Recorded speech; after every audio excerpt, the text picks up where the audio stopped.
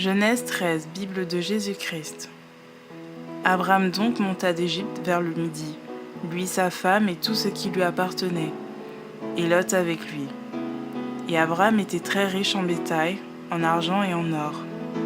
Et il revint par le même chemin qu'il avait suivi du midi à Béthel, jusqu'au lieu où il avait dressé ses tentes au commencement, entre Béthel et Haï, au même lieu où était l'autel qu'il avait bâti au commencement. Et Abraham invoqua là le nom de Yahweh. Lot aussi, qui marchait avec Abraham, avait des brebis, des bœufs et des tentes.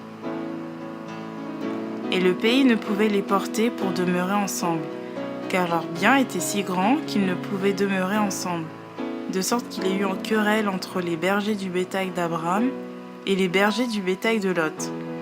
Or, en ce temps-là, les Cananéens et les Phéréziens habitaient dans le pays.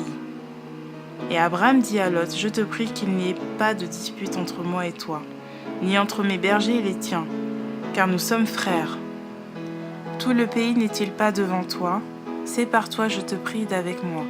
Si tu vas à gauche, j'irai à droite, et si tu vas à droite, j'irai à gauche. » Et Lot leva les yeux et vit que toute la plaine du Jourdain était entièrement arrosée. Avant que Yahweh ait détruit Sodome et Gomorrhe, c'était jusqu'à Tsoar, comme le jardin de Yahweh, et comme le pays d'Égypte. Et Lot choisit pour lui toute la plaine du Jourdain, et alla du côté de l'Orient. Ainsi ils se séparèrent l'un de l'autre. Abraham habita dans le pays de Canaan, et Lot habita dans les villes de la plaine, et dressa ses tentes jusqu'à Sodome. Or les habitants de Sodome étaient méchants, et de grands pécheurs contre Yahweh. Et Yahweh dit à Abraham, après que Lot se fut séparé de lui, « Lève maintenant tes yeux, et regarde du lieu où tu es, vers le nord, le midi, l'orient et l'occident. Car je te donnerai, à toi et à ta postérité pour toujours, tout le pays que tu vois.